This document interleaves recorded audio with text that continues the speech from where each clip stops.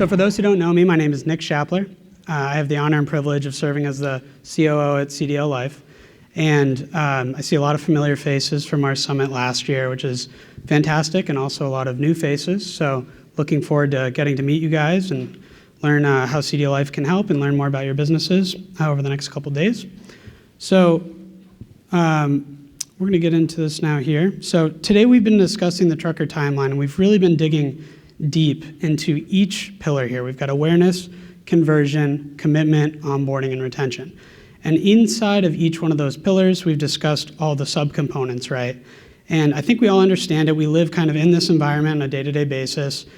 It makes sense, right? But there's so much opportunity for improvement, for change in organizations to move the needle forward. So it quickly starts to become a bit overwhelming. Where do you start? What are the priorities? Where can you make the greatest impact to the organization today? And that brings us to evaluation, which is the topic of our conversation today. So unless you can actually detect and assess throughout the pipeline what is happening and prioritize those things so that you can get the greatest output, you're blind, right? And so evaluation is circling around the whole pipeline. It's something we need to constantly do and revisit. And I'm going to talk today about a framework that we can all use to do this effectively within our businesses at different levels. If this is new to you, if this is something that you're more advanced at, I think all applies. Okay, so I'm about to introduce one of the worst acronyms in trucking, as if we need another one. Everybody ready for this? Have a mess on your hands? We got to mop it up, okay? Mop. We got macro contexts, outputs, and prioritization. And as you can see, this guy's pretty excited about it. Who doesn't want to be as excited as this guy? He's going to be our hype man throughout the presentation today. I looked at our registration list. I did not see anyone named Gene. Fingers crossed on that one. So we're going to nickname this guy Gene, and he's going to take us through the presentation. So macro context, outputs, prioritization. We're going to go through some of the fundamentals of each, and then we're going to finish off the presentation with some real-life examples with client data, with things that we look at CDLLife, kind of bring some actual context here at a deeper level. So first, we're going to start with the M in MOP. That's macro context. So I've got a quote here from Ross Lovegrove, who's an industrial designer, specifically in transportation. He's worked on anything from progressive lighting systems to airline interiors to even automotive car design. And Ross says, in the field of transportation, I can go from the micro to the macro. Architecture, transportation, industrial product design, right across the board. It's Russian dollism because they all interrelate. One goes into the other. So I think we've all probably seen those Russian stacking dolls, right? Everything goes one into the other. And it reminded me of a conversation I had with a senior VP at IBM at my time at Notre Dame. And he gave a presentation, a guest lecture on his time there. And I asked him, what attributed to your success at IBM? And his advice to me was, as he came in, he studied his roles, responsibilities, did his best to master that. But once he felt comfortable, he would start to kind of pick on the periphery at, what is my department doing? What departments is it touching? And once he learned how the puzzle pieces started fitting together at his company, then it goes to the higher level where he would understand the workings of his company. He would start to study his competitors, eventually studying his market, his sector, working his way up. And you really can kind of transcend the whole micro to macro pipeline, and I think it applies quite a bit here. So what you see here is a breakdown of a recruiting department at a carrier, let's say primarily doing reefer, and inside of reefer market, we have the the trucking industry at large there, transportation sector, US economy, global economy, right? And there's all these different levels here. So why pay attention to the macro? The macro is just bringing together all the equations of the micro level activity we're doing on a day-to-day basis in aggregate, okay? The goal here is not for us to become economists. We don't need to be experts at every step of this graphic here, but we do need to be aware of it because we need to be able to spot opportunities that we could potentially exploit to manage any sort of downside risk that we detect and see, not miss the forest for the trees, right? And be able to actually inform better decision-making in our day-to-day at the micro level. So how do we strike the right balance? As I said, we don't want to become economists and forget about our day jobs, right? So I recommend first starting with identifying macro-level sources of information that are of interest to you. This could be data sets, these could be news providers, whatever you want. Start with the list, so you gotta start somewhere. And I recommend setting up a recurring cadence for reviewing these. That makes sense for you. If you don't know where to start, maybe you block off an hour, 90 minutes, once a month to get started. And I want you to, review some of these sources of information and try to make some assessments. Try to come up with some takeaways. And you should also write down your level of confidence. It could be high, medium, low. It could be 1 to 10 and a score, but you got to start somewhere. And eventually what you'll find is you build up this muscle for being able to find the signal from the noise. This reminded me of back in grade school, we had this kind of fun exercise where we picked professions out of a hat and it came with a salary. I was a janitor, so I was a little disappointed compared to some of my peers. And we then got to invest the money as play money in the stock market, right? And at first it's a little anxious to do that as a kid in grade school where you're picking stocks with fake money. What are your friends gonna think? Are you gonna do well or are you not? But it quickly gave you the confidence to figure out where your assumptions were correct, or maybe where they weren't, or where you were blind to a certain piece of information, et cetera. The same is true here. So the important thing, once we start doing this, we're using these insights as context. Again, they're not guiding things where we rely on them. They're context for us to make better decisions at the micro level. And then lastly, we need to remain open to any sorts of information that might seem unrelated but could potentially impact our business. So going back, if we think about that graphic on the previous slide, the Russian dollism bubbling up of the economy there, it's really a simplification, right? The real truth is it's more this interconnected web, spiderwork-like structure, so many different things, right? And it's data and it's intangible things. It's different industries coming together, how they interrelate. It's changing dynamics. There's so many things. So the point is, at any point in time, we need to be open to things that otherwise seem unrelated but could have a major impact. I can give an example of that later. Okay, so moving on to the O in MOP, we've got outputs. And I've got a quote here from Andy Grove, who's the former CEO of Intel, from his book, High Output Management. He says, it becomes very difficult to distinguish between output and activity. Stressing output is the key to improving productivity, while looking to increase activity can result in just the opposite. So true. So if we look at an example, if you're evaluating the productivity of a salesperson, right, it would be a mistake for us to primarily focus on the outbound calls that they're making, right? The real thing we're focused on is the value of the orders that come in as a result of the activity. Separating the activity from the outcome, both are important, but one is more of an intermediary indicator along the way to the true outcome. Okay, so going a little bit further here. Everything that we're seeing in recruiting and really in business at large, you really can model most things as a repeatable production process, okay? So that means that there's inputs, there are outputs, there are process steps, there's usually a rate limiting step of some sort, there's elements of timelines and quality control, and there's variability in here, there's additional complexities. Regardless of what industry you're operating in though, the goal is typically the same.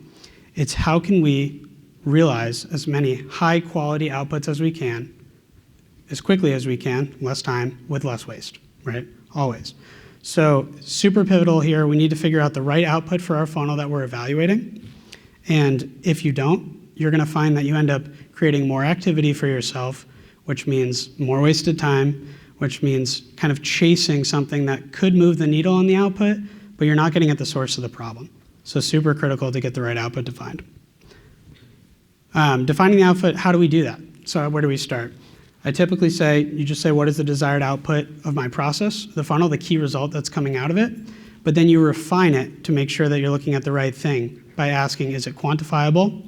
Is it an indicator to some downstream output? And then lastly, is it high quality? And again, we'll go through some examples of this for more specifics here in a bit. All right, lastly, the P in MOP, prioritization.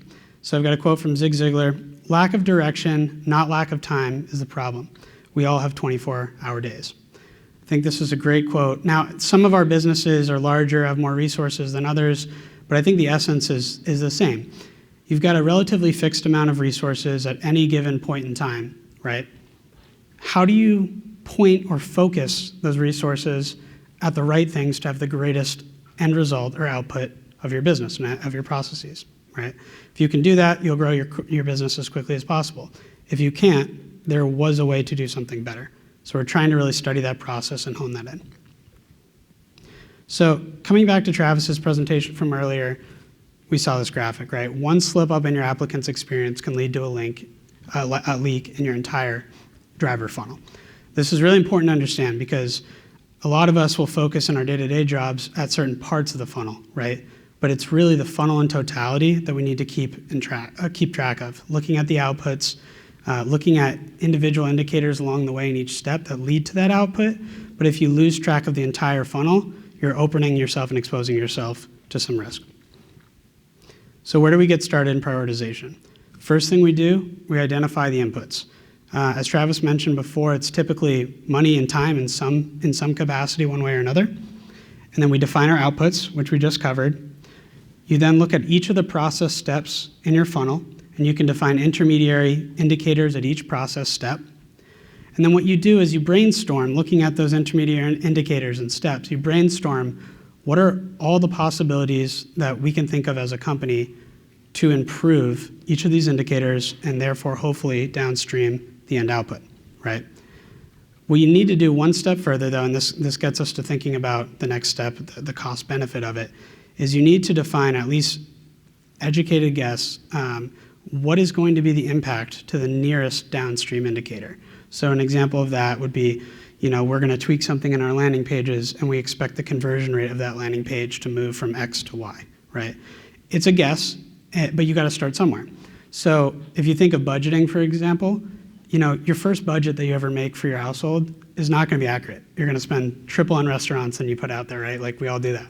But you started somewhere and you can slowly refine it and you can eventually get to a point where you're making informed decisions, right? Even if your predictions are a little bit off.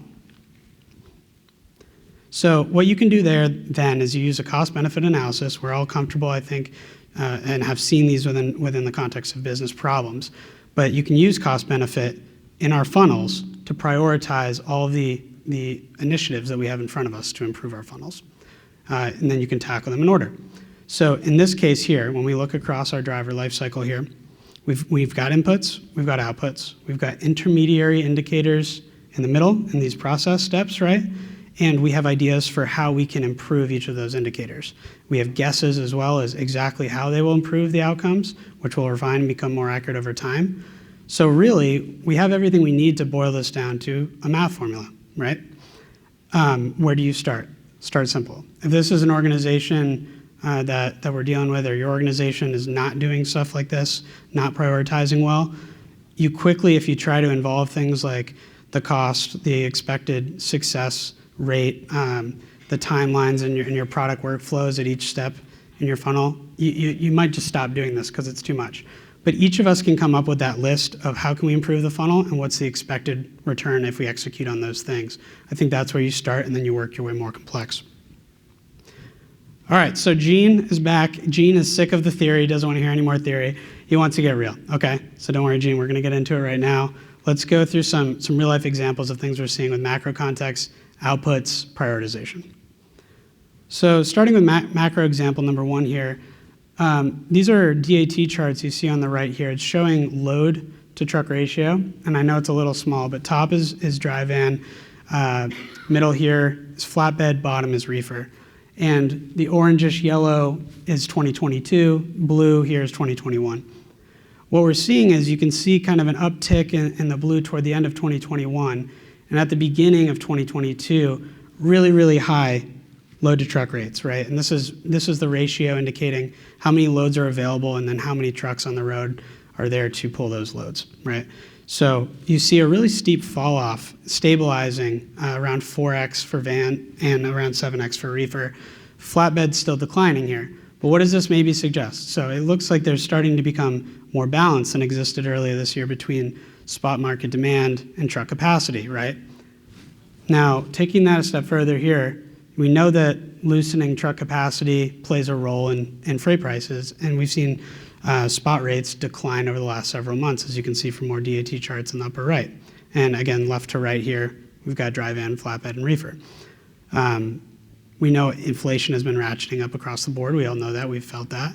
And then we see here diesel rates, due to the Russian-Ukraine conflict and other things, have also been at historic highs, trending down in the last couple months, but still very high, right? So what does this all mean? I mean, you might make the reference, or you might make the assumption, or you might come to a conclusion that, well, hey, if we're looking at owner-operators here, their costs are increasing dramatically, spot rates are declining. Might we be in a situation where there's a bit of a labor shift and owner-operators might decide to start contracting more with companies, or perhaps they even sell their rigs and go back to being company drivers, or worst case, there's a percentage, as Max alluded to, that leave our industry for other opportunities, right? Now, right or wrong, that's not the point. It's thinking about, if this were to happen, what's the impact on your business, right? Are there opportunities that come out of this that can be exploited, or are there downside risks that need to be managed as a result of that? And that's why looking at some of these macro trends is important for your day-to-day decision making. Another macro trend example here is looking back at, this is a graphic we posted in a newsletter in late 2020, the impact of the election, the 2020 election, on cost per lead. And this also shows on the front half of this chart what happened in the early months of COVID as well. So kind of two interesting insights that we saw here. So obviously in early 2020, as COVID news is rolling out, I think everyone pulled back their advertising budgets, right? There's a lot of uncertainty. People really were kind of waiting to see what happened, how the dust settles. So not surprising that the digital advertising space became far less competitive. You see cost per leads across the board plummeting, reaching a low point in April, right? Now, that completely makes sense and I get it. But in the same way that an investor might look at the stock market and see giant sell-offs like the 2000 tech bubble, the 2008 real estate catastrophe, or COVID as an opportunity to deploy capital at discounted rates, the same thing applies here. If there was the ability to say, like, we can't go all in with our normal budgets, but there might be an opportunity here to spend a budget at a really good value, that opportunity existed in April and in months around April. So that's an important thing to see. And then the election that year is November 2020 was the election. And you can start to see June, July, August, September, the last 4 months of this chart, how steeply the cost per leads were driven up. And we were able to attribute those to the increased competition in digital advertising space, which makes sense because, in politics, you're advertising to everyone because everyone can vote. So again, keeping an eye on these things, really important if you're trying to figure out where are the places where I can put my thumb on the scale and get the best bang for my buck in advertising. Looking at this data another way, this is the same time frame as the previous chart, but it's a geographic representation. And the blue here is showing the most competitive and difficult to reach areas to find drivers, whereas the white is the easier. And you can see from May on through August here, the progression of how that moves, right, and shifts. And it's not universal. It's not just blue is coming everywhere. There are pockets that go blue faster than others, right? And there's a very dynamic nature to this. The point is digital advertising is an incredibly dynamic space. And the players who can actually detect when these things are happening in real time and react and make decisions based on the data, they're going to win. They're going to get better end results, better outputs as a result of more efficient intermediary indicators here. All right, Gene's getting a little crazy. So we're going to move to outputs here and get real with some output examples. So remember our process for this, what is the desired output or result of my process? And then we reevaluate with, is it quantifiable? Is it an indicator to a downstream output? Is it high quality? So when looking at the driver recruitment funnel more generally here, when a smaller carrier comes, maybe works with CDLLife for the first time, we hear a lot of focus on lead and cost per lead, right? Because they're paying for leads, and we get that. But if you're looking at this, it is quantifiable, right? But is it an indicator to a downstream output? Well, you quickly start to see, okay, well, there's leads and qualified leads based on your minimum requirements, right? And then eventually there's the full apps, right? You start to work your way toward hires.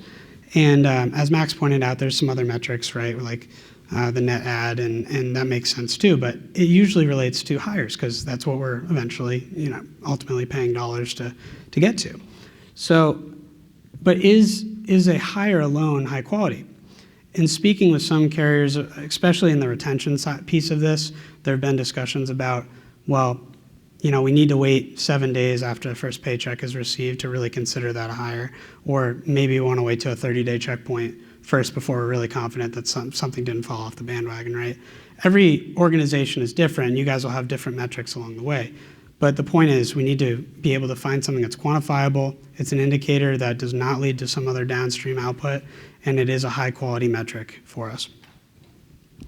Okay, so I want to take you through a client case study, and this is kind of a cautionary tale to a degree about, well, how does advertising play into any downstream parts of the funnel? So, large client here, you see a really healthy budget in June.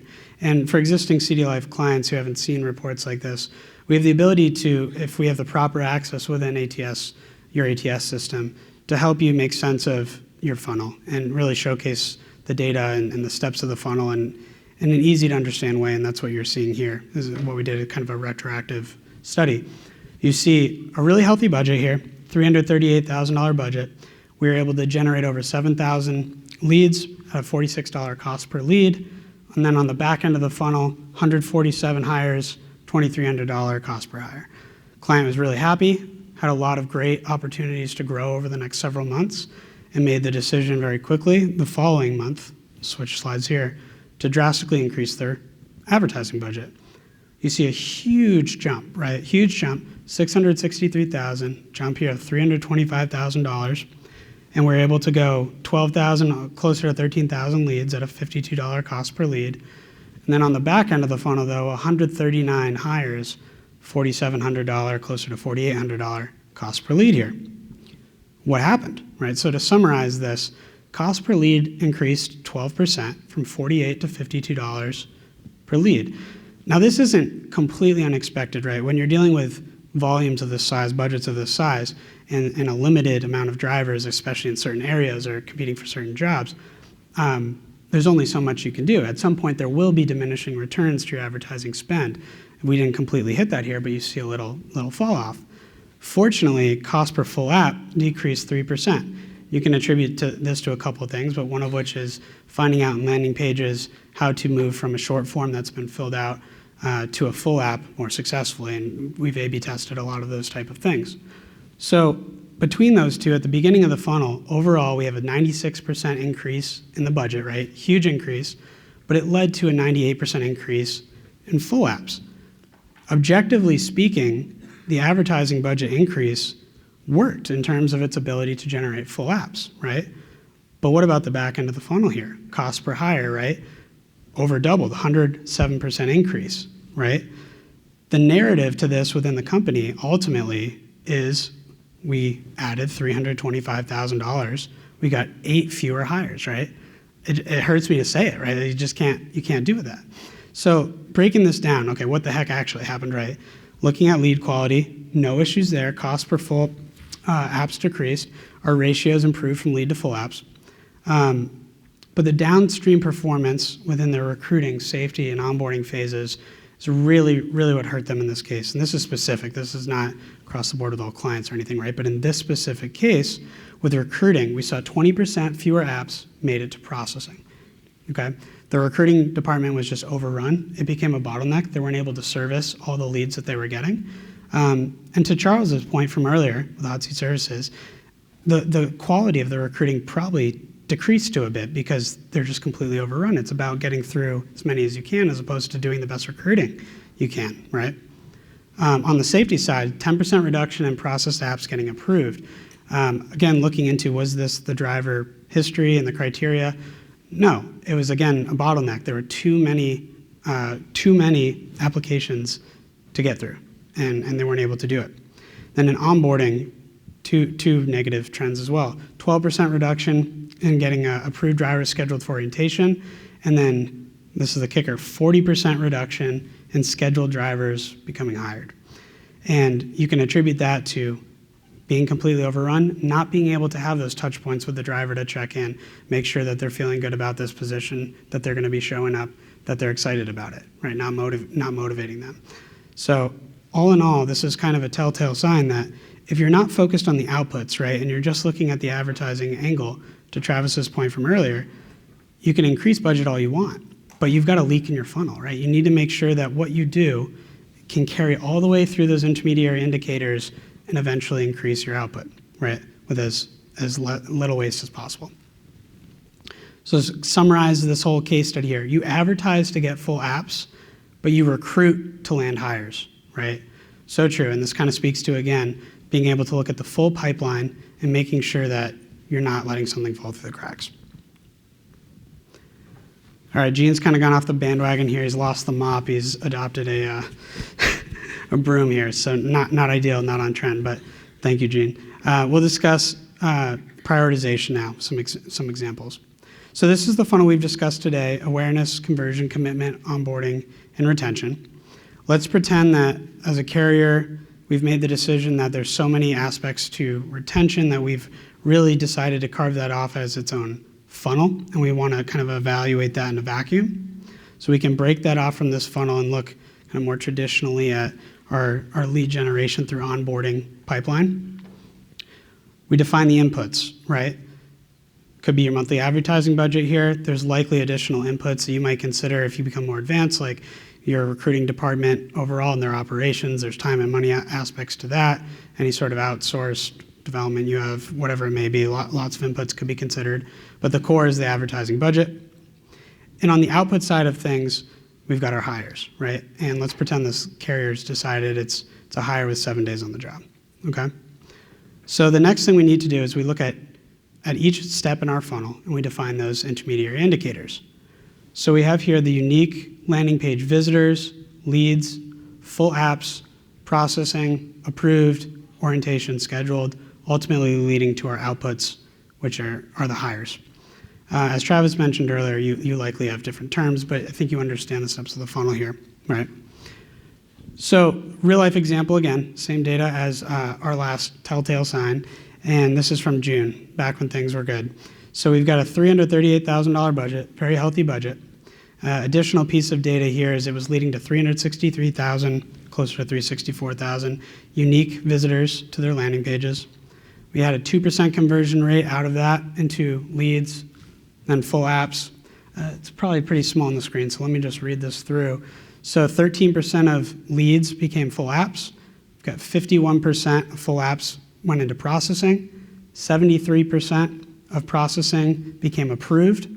52% of approved were scheduled for orientation, and 77% of those scheduled for orientation were hired. So we've got metrics. We understand what these metrics are at each step of the funnel, right? Now, pay attention here because we're going to have a poll to kind of test from a gut feel perspective. Are you able to evaluate what should be their next move based on a couple different ideas that they had for improving their pipeline here?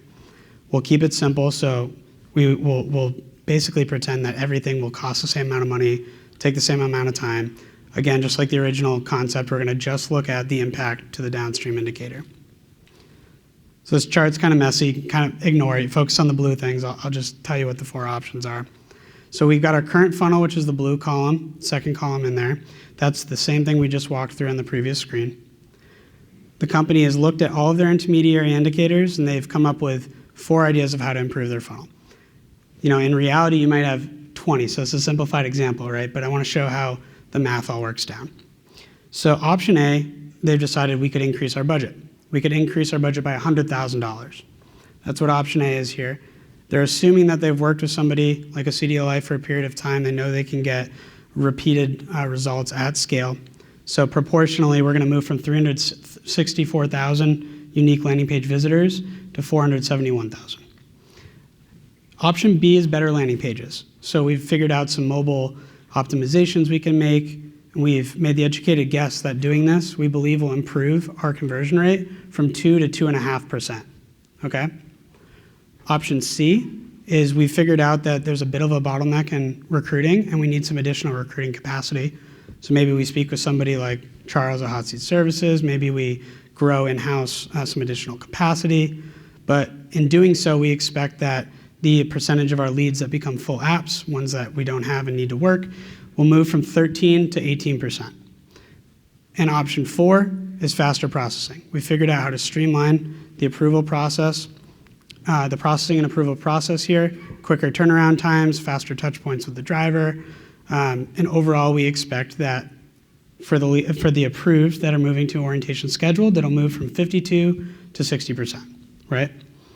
So those are our situations here. I want you to think of which of these options you would tackle first. The question is, what will have the greatest impact on our outputs, the hires, okay? So let's take that to a poll. I'm gonna give you some time to answer this because I know it's been quick in other sessions here.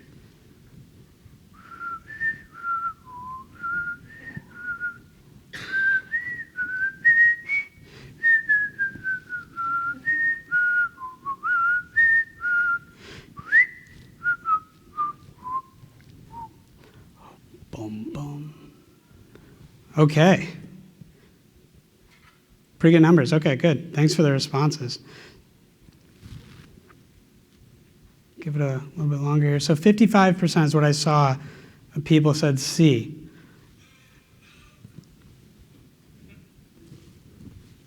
(2% A, 9% B, 55% C, the remainder D. So our correct answer is C, okay? Going with C, and that was fantastic. So many of you guys got that in our quick example here. But that means that 45% of people would have been tackling the wrong problem first, right? We've got 50 additional hires that we'd add by doing option C. Now this was a simplified example. I know we took out what's the actual raw cost, impact to our timelines, probability of success, but this is where you can have that starting place. And you can decide to layer in those additional complexities to your cost-benefit analysis as you go. Now, across the 40 or 50 ideas that you may have, this becomes a really, really helpful tool in at least bucketing, these are the top priorities that we need to focus on. We'll put these other ones aside and aligning teams that can work on these in parallel or coming up with how you're gonna use your internal budgets to most effectively generate outputs with the least amount of waste.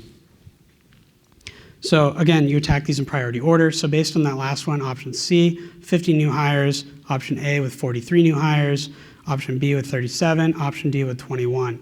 Now, based on our original cost per hire, the option C of the 50 new hires, that's over $115,000 in value that would be added, right? So looking at that, you can say, well, we've got a lot of options here, right? If we don't need to grow, we can cut our budget back significantly. If we're looking to grow, maybe we're really happy with that.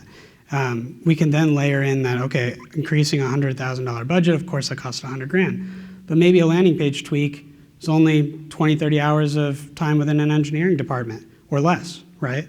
So you can start to factor those in.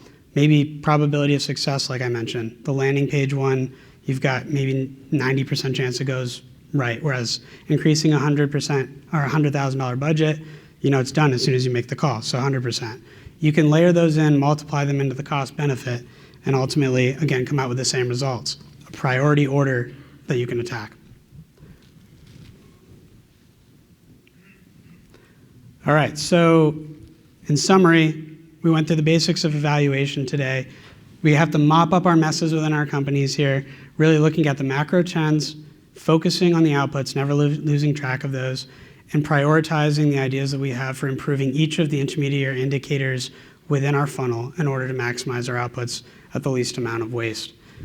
Gina is again on to another household item there, but I'd like to take some questions. Thank you very much for your time. The cost benefit example that we walked through, how do calls fit into the mix? Sure, yeah, so each of the intermediary indicators, again, if you want to become more complex, you can start to break those down. They can have sub-indicators.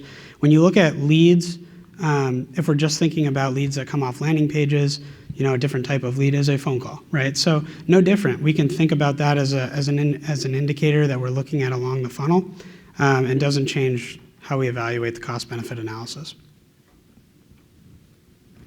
Can you provide an example of how one should remain open to seemingly unrelated information and its impact to your business? Sure. So for this one, I'm going to go to the HBO series Silicon Valley, if anyone has seen that. So there's a bit of a story here. There's this legendary investor in the show, Peter Gregory, and a couple business owners come to him in a panic. they're in a huge crunch. They need a major injection of capital, tens of millions of dollars. By the end of the day, they're going to have to do major layoffs, basically close down their business. And Peter Gregory is kind of not really listening to them, kind of distant. And he looks to his assistant and says, "Can you go to a Burger King and order every single thing on the menu?" And of course, the founders are super, super pissed off. They come back, they've got all the Burger Kings spread out across the table, and the founders are saying, "What's going on here? Are you going to actually give us the loan or not?" Right? And then Peter Gregory goes and explains that cicadas, those insects that ravage crops throughout the world, there's two species. There's one that is hatching every 7 years, one that's hatching every 11 years. And this happened to be the year, 77th year, 1 year in every 77 years, when both hatch at the same time. And he was surprised when looking at the 3 countries that produce sesame seeds that only one of them did not have a cicada population. So he explained to the founders that he was surprised to see how low the futures of sesame seeds were in that country. He made an investment there with a projected return of $50 million, and he could make them a bridge loan if they were happy. And they were all excited, right? So that's a silly example, but it kind of shows you that paying attention to things that seem unrelated, eventually you'll learn how to bridge the gap to your core business, and being open to those things is really half the battle. If you're just shutting yourself off to the data that you're used to looking at day to day, you might miss some opportunities. What are some things that the carrier who ramped up budget could have done to prevent the massive performance fall off in recruiting, safety, and onboarding? Great question, right? So it seems super simple, but the beginning of it is making sure that you at least talk to people in the departments, because there's quite an obvious bottleneck that could form here, right? Doubling your budget when you're already at a very healthy budget like that. Are we prepared with our recruiting capacity? Can we get through safety on this? Can we onboard these folks efficiently? Will our recruiting fall off in its quality? In our maintenance departments, are we prepared to have twice as many trucks on the road if we double our budget and actually have twice as many people that get scheduled for onboarding and eventually become hires? Those are pretty obvious questions to ask. And unless you're talking about those throughout your company, big risk there, right? Now, with recruiting capacity, that's where you could say, well, I'm going to additionally hire some outside support. You could, grow internally. There's a lot you could do right there to prepare for it. On the front side, you also could choose, rather than just doubling your budget in 1 month when you're not really sure what bottlenecks might exist, maybe we ramp it up over a couple months, right? Or at least reevaluate very, very quickly and have this data, the funnel data, available to us to instantly know that something is wrong and reevaluate, right? So these are all things that could have been done. Definitely a learning point for that company, but something we all should be keeping track of better.